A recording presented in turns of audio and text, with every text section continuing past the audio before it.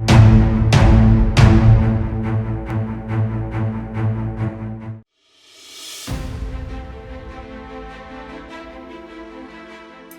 I'm Little Sparks. I'm a cosplayer and painter, and I specialize in EVA foam armor and props.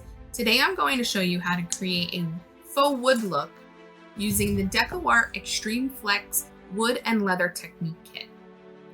For this project, I'm only going to use the safari tan, the black, and the dark brown, though you can really use any of these colors.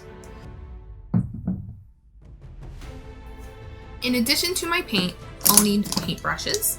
I used a 1-inch flat, 1/2-inch flat, and 1/4-inch angle. You'll also need a box cutter or X-Acto blade of some kind. You'll need paper towels and water and a mixing tray. You'll also need a heat gun, as we'll be heating up the EVA foam to create the texture of the wood. Whenever you're heating EVA foam, you should wear a respirator. Alright, so let's get started creating our faux wood. Okay, so our first step in creating a wood texture for faux wood is to carve some wood grain lines into our foam. So you can either do this freehand, or if you want to use a stencil or draw them on first, you can do that. So you'll just want to do some straight lines. And every once in a while, you'll want a knot in the wood. So you'll want to create a sort of an eye shape. And continue the straight lines off of that. You can draw some along the sides of that, following that knot.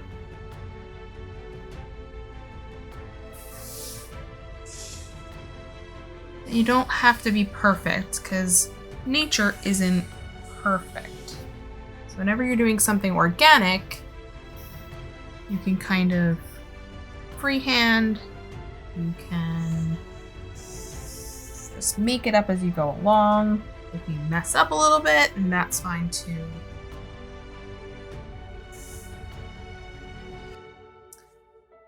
So I had taken my shield and cut it apart into strips. And then I used my rotary tool and sanded the edges before I glued them back together so they look like rough wood planks. So if you want to continue to do this with your marker, you can keep drawing your wood grain lines. Otherwise, you'll want to take a blade. You can use any type of sharp box cutter or X-Acto type blade, and just start scoring the foam. You don't want to go too far that you actually cut all the way through, but anywhere from about 1/8 of an inch to maybe 1/4 of an inch deep. The deeper the cut, the wider that it'll open when we heat the foam. So you'll just continue to trace all of your lines.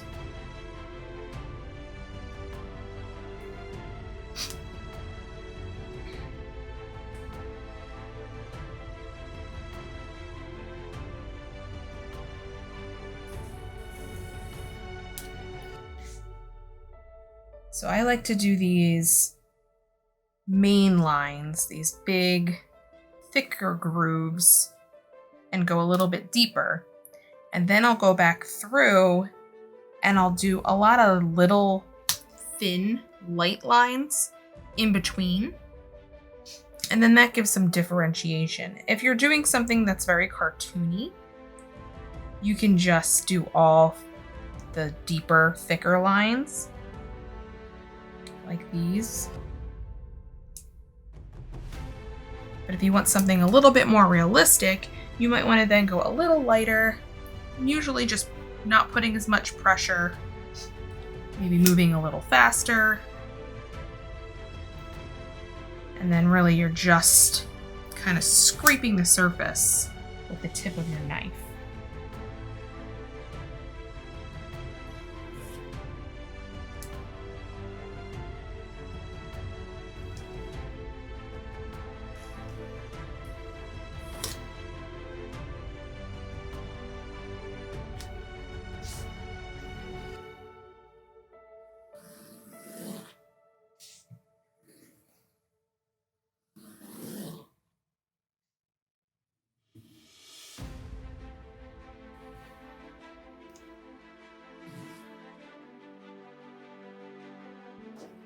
So any type of variety you want to give, just kind of do your own thing.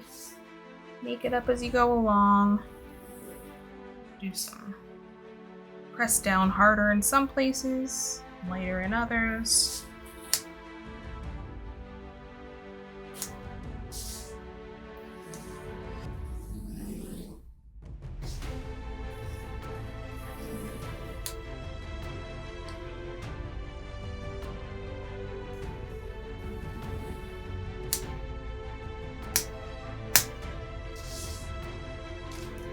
All right.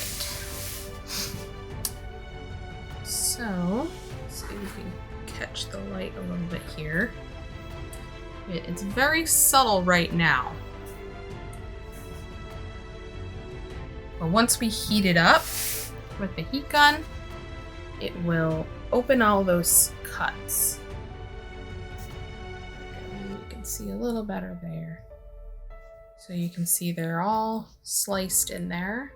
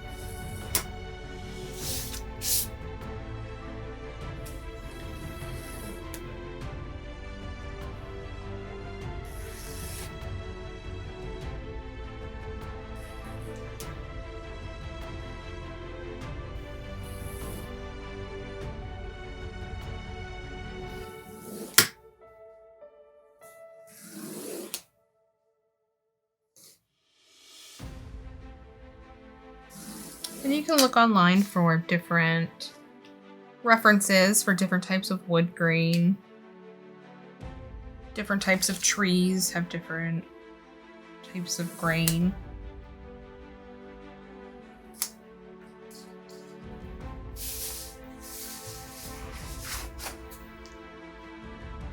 You can see there the very subtle carving. Alright, so I'm going to continue and do this on the rest of the shield. Okay, so I finished the entire shield, adding those groove lines in there. Okay, and the next thing that I like to do, if I want my piece to look like it's been through battle, is add some battle damage. So you'll want to choose areas where you think that the shield may have been hit with an axe or a sword or something like that. And I kind of like these battle damage marks to look like they're notches. So I use my cutter at about a 45-degree angle, and I will do a nice score through the foam. Then I'll come back at the opposite angle, right next to that same line.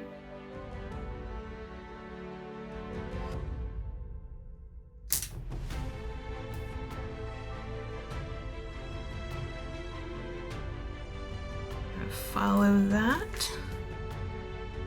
Might have to go back through again.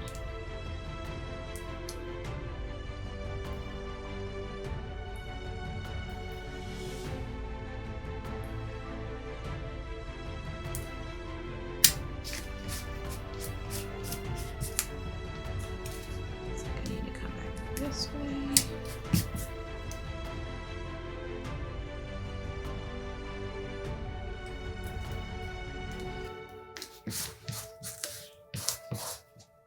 Right, so I'm just peeling those little bits that I cut out.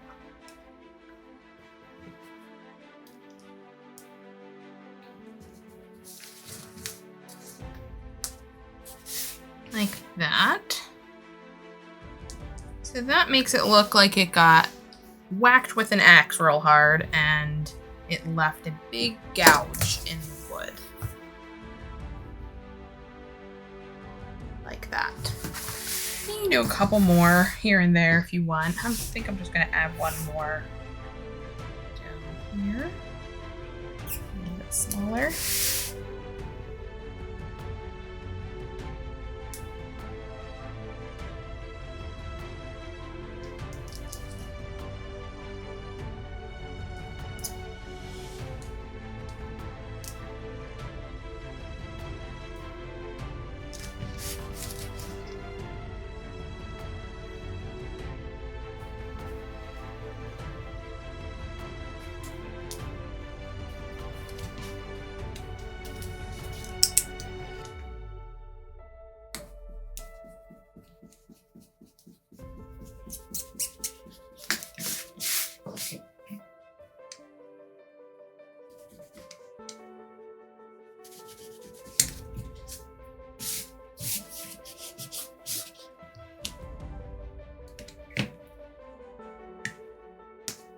Alright.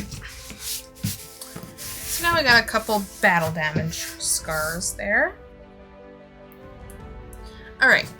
So the next thing we're going to do is heat the entire thing with our heat gun. This does two things. This will shrink all the pores, which makes it so that your paint doesn't absorb into your foam, and you'll get a nice even coat, and you won't need to do as many coats of paint. And it will also, because of the shrinking pores, it will pull all these little lines that we carved with our blade. It'll open them up so that they'll be more prominent. You'll be able to see them better.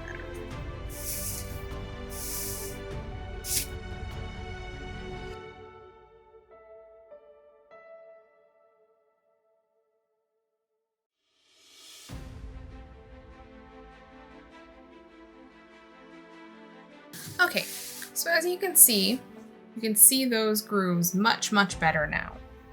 So when we start doing our washes, the wash will sit in those grooves and really bring them out and adds a lot of depth. So the next step is going to be base coating.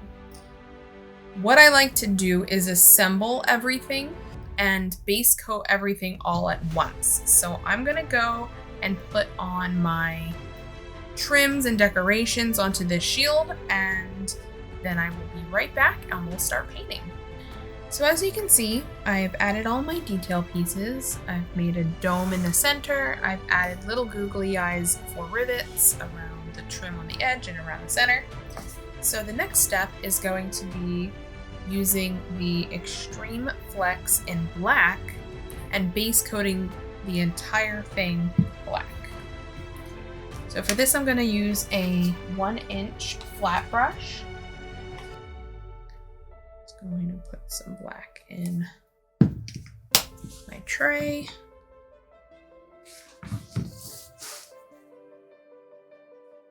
Now this is going to help fill any of the pores that haven't been completely sealed by heat sealing the foam. So this is kind of our barrier layer between the foam and the paint that we're going to use to add our wood look.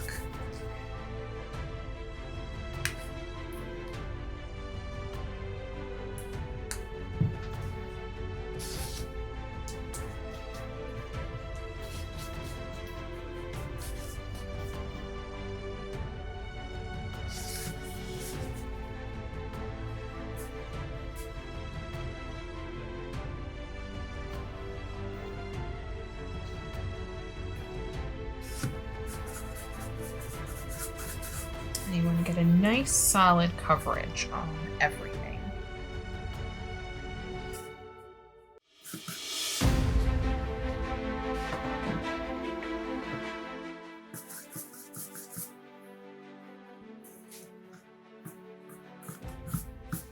You don't want to let it pull up in the grooves too much, so I like to brush with the grain of the wood. And that'll kind of pull out any of the paint that has settled into that wood grain texture that we've created.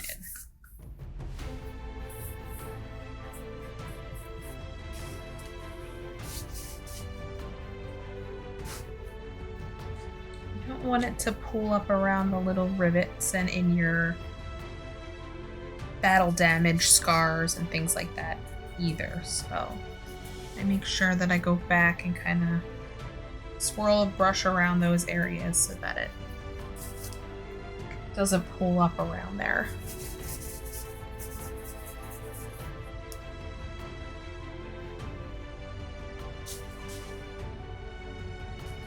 And make sure that you get all the way in the creases, around your trims. This is really going to help our brown layer. Since we're going to do brown wood, this will help that brown paint from getting soaked into the foam.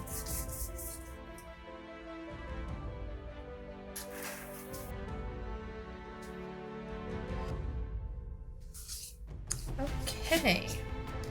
So I'm just checking to make sure I didn't miss any spots. I'm going to paint the edges of the shield and then let it dry. So when this is dry, then we will move on to the next step. Next, we're going to take the dark brown and the safari tan and mix them 50-50, or approximately 50-50. We'll just do it by eye.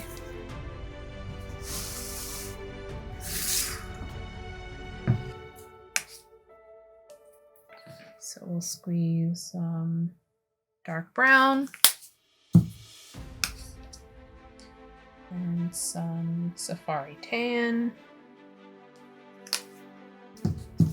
That's about 50-50. Mix that really well. All right, so now we're going to do the same thing that we did with the dark brown. We're just going to do a rough coat over all of the wood. And again, does not need to be solid. Really rough, letting a tiny bit of the black, some of the brown show through. Once again, just make sure you're going with the grain of the wood. All right, and again, we're gonna let that dry before we do our next layer of paint. And if you think you want to add a little bit more here and there, just go back, touch it up a little bit. But you really want the variation in color so that it looks natural. All right, so I'm gonna give that a few minutes to dry. All right, we're going to do our first dry brushing step. So we're going to use the dark brown again.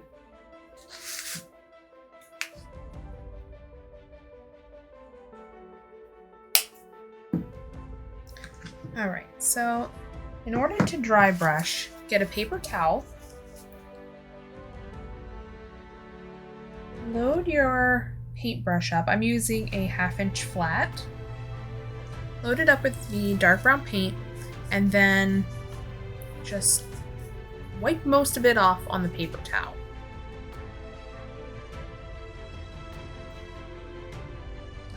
So now when we paint with it, it's only going to deposit little bits of paint.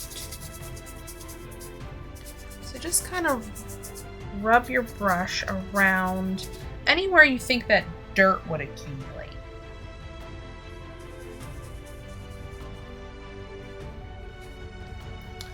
So we're going to go around the centerpiece.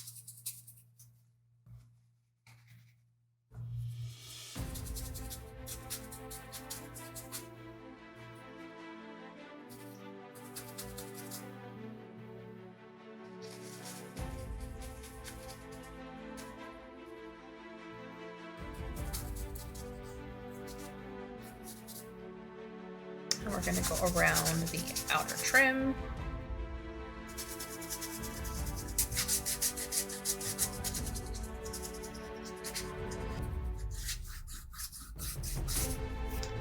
All right, and we're also going to do this on the knots that we created, like here, here, and here. This will help add dimension to those knots.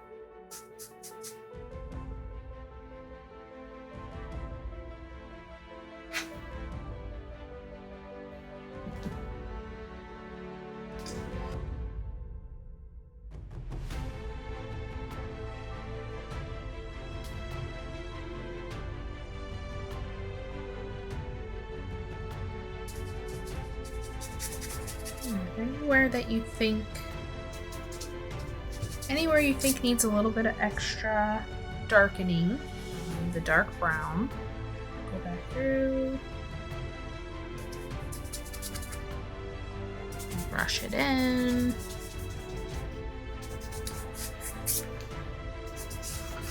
All right, and dry brushing takes pretty much no time to dry because it's already dry brushed.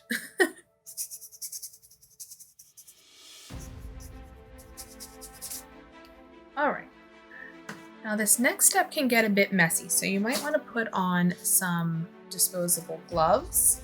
Otherwise, you might be trying to scrub black paint out of your fingernails for a couple days.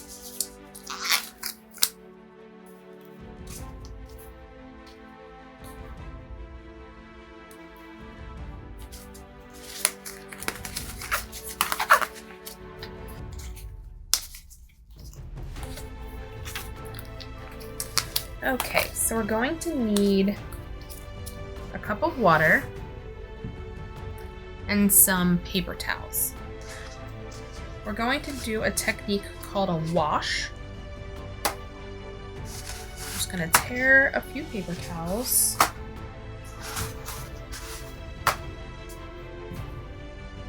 And I'm going to bunch one up, dip it in the water, and then squeeze out the excess water. Just so that I have a damp paper towel.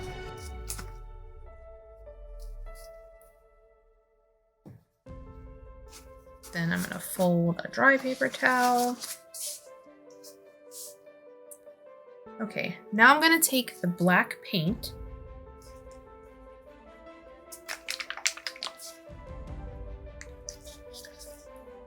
and squeeze it into my palette. Then I'm going to take my 1-inch brush and I'm just gonna drip some water in.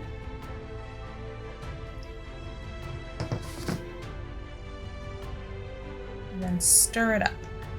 And we want the paint to turn into more of an ink consistency than a paint consistency.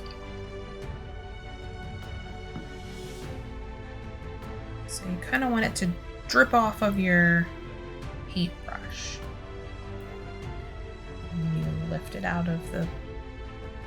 kind of want to see it drip when you load up your brush a lot. You want it to be thin enough that it'll drip off there. All right, that looks pretty good. So,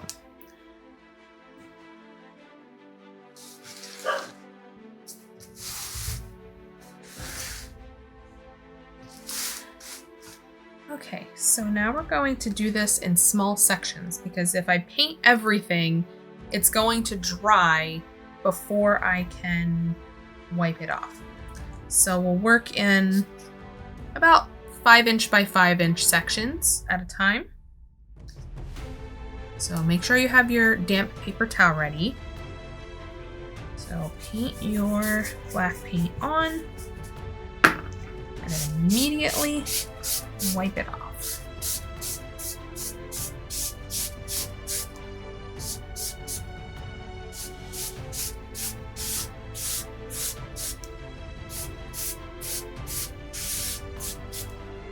And we continue on.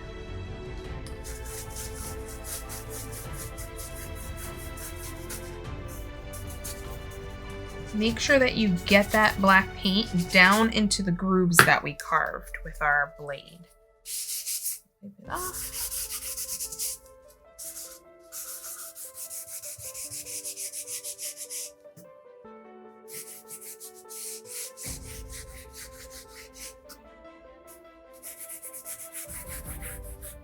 And every once in a while, you might want to switch to a dry paper towel. You can get a little bit more paint off with that one.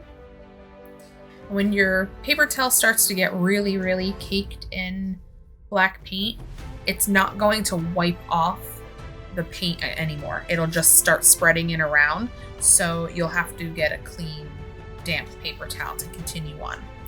So in this section right here, I'm noticing there's some spots where I didn't get enough of the black paint into the grooves. So I'm just gonna hit that area again. Here. Wipe it back off.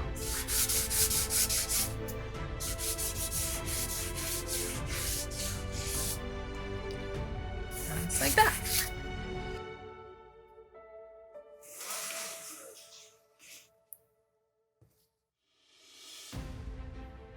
And if you feel that it's leaving too much black pigment behind, you may want to just add a little bit more water to your paint.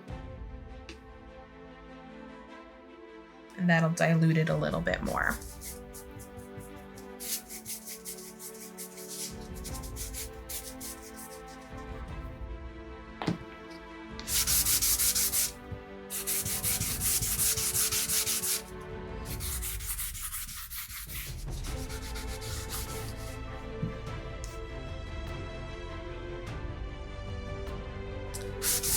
I started a new paper towel because that one was leaving too much black paint behind.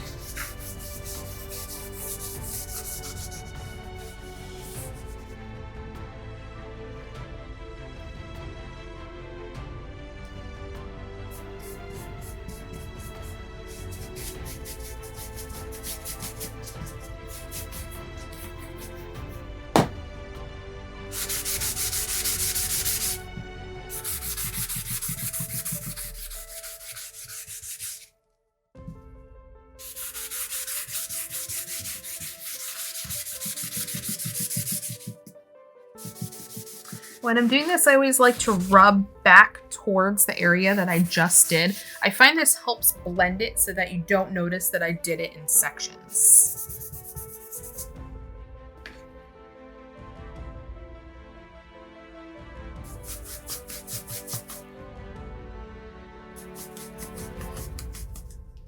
Just always keep an eye on where there are areas where the grooves are missing paint, and then just paint back over them with some more black.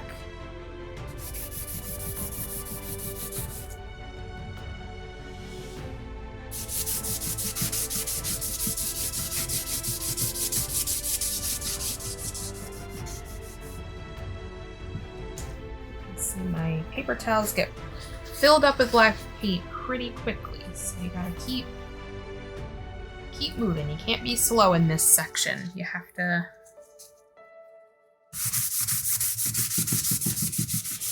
make sure that you constantly have a paper towel handy before you put more paint down. Otherwise, if it sits too long on there, it will start to dry and you won't be able to get it back off.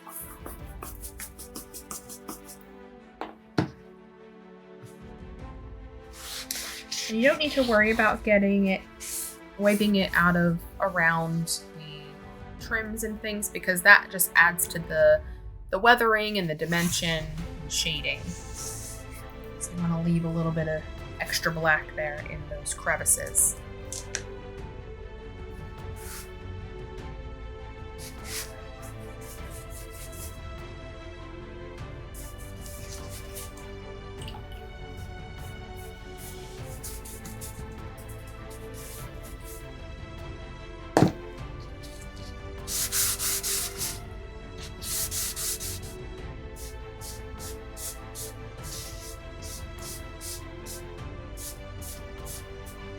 All right. I think that looks great. So we're going to give that a few minutes to dry.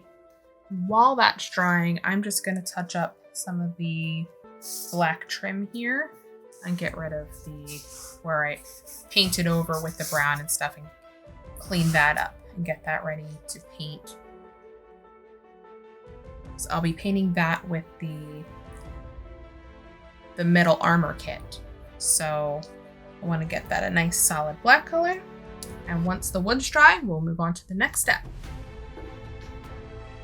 Now we're going to do another 50-50 mix. This time we're going to use dark brown and black 50-50. And you can just do it by eye. It doesn't have to be perfect.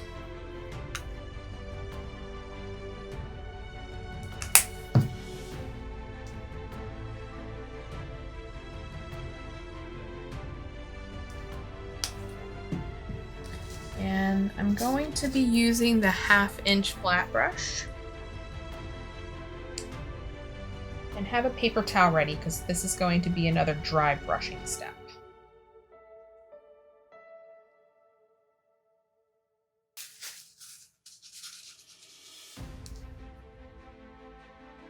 All right, so now we're going to go through and do anywhere that we really want to be extra dirty, extra defined. So say in the grooves here between my planks.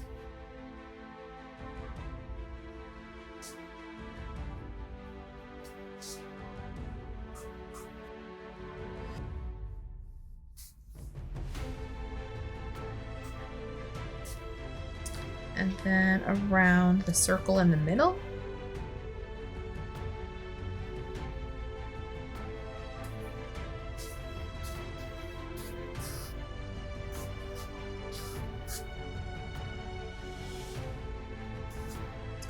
And around the edges.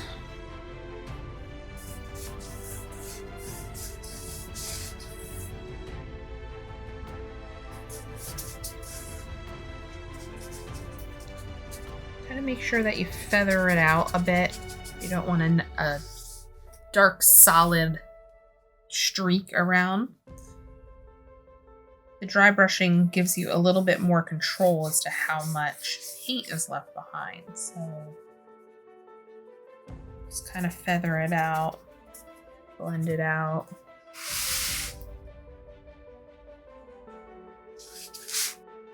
And a little bit where the knots are.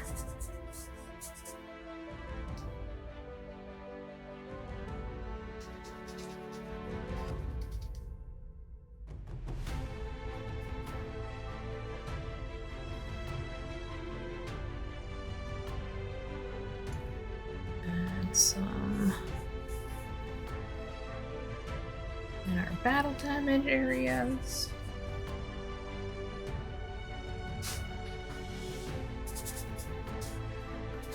Right. That is good.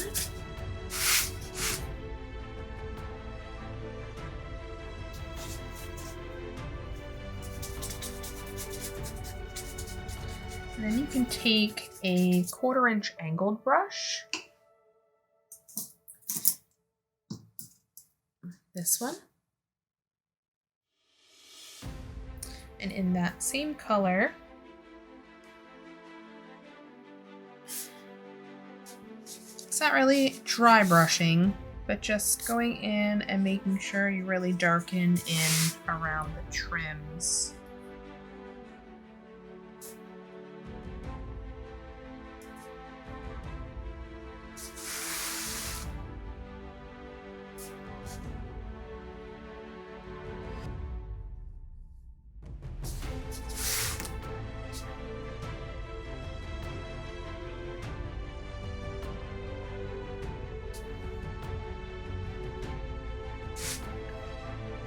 You really want to darken in between.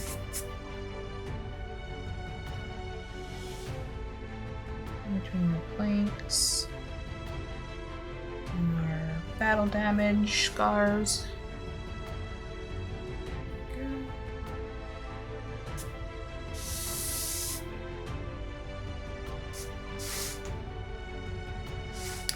Right. Now we're going to do a little bit more dry brushing. This will be our final step. This is going to make all of our highlights pop. So we're going to take the Safari Tan.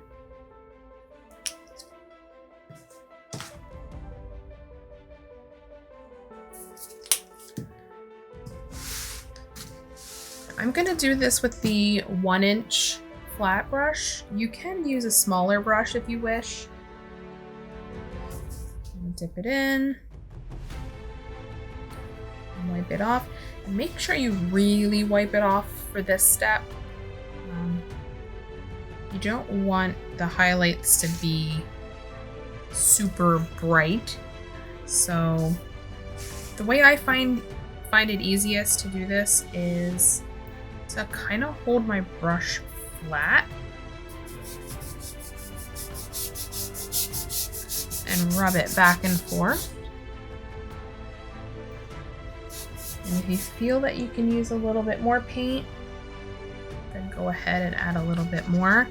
It's easier to add more than try to take it away. So just don't go overboard.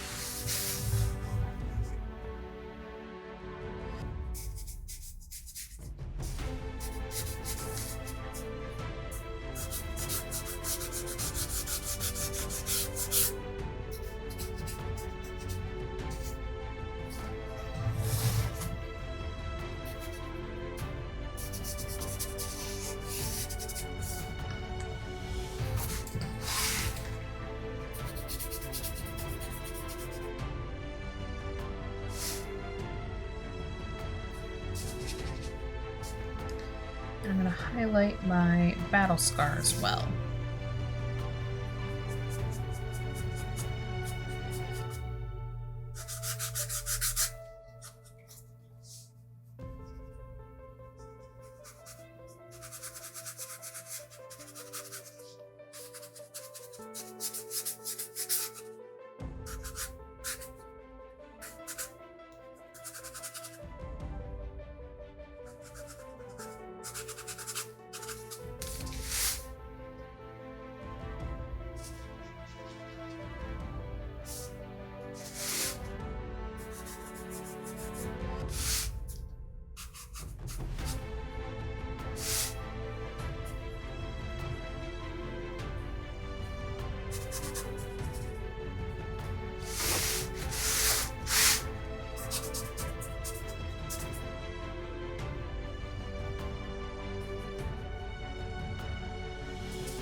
Alright, and if you feel like you got a little bit too much of that color and you wanted to mute it down a bit, you can always go in with a little bit of the dark brown.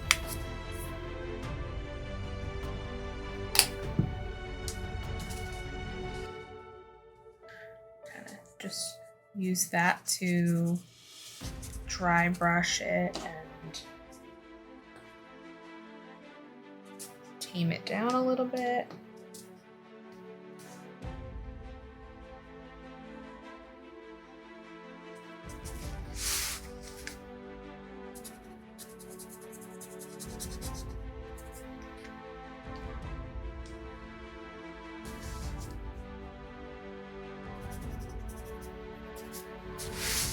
Go back in with a little bit of that 50-50 color that we used.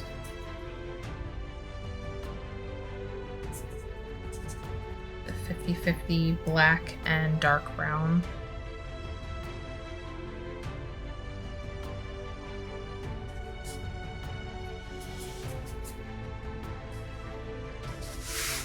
All right. So if you want to add a couple little highlights here and there, that's up to you. You can use a smaller brush, like the 1/2-inch flat.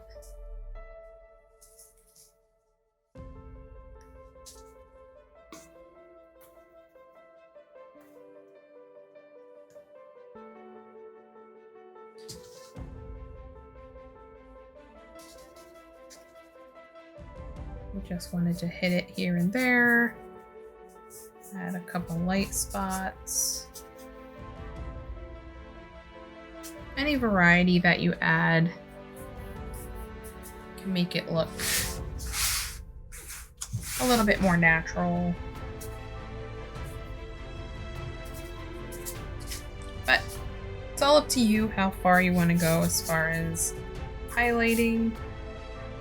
This being a very flat piece, there isn't too much that really needs to be highlighted on this one.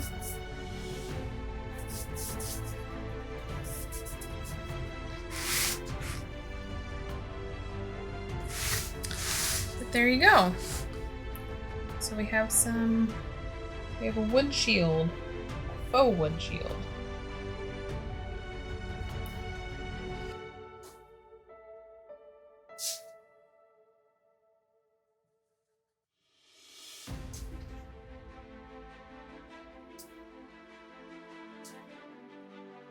If you got a spot where you got your highlight color too close to the edge, you want to keep around the trim pretty dark. So you can go back through with a darker color, the black and dark brown mix color, and kind of go in there.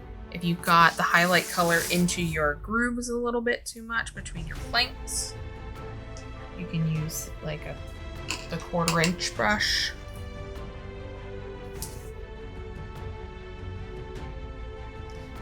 And redarken in there.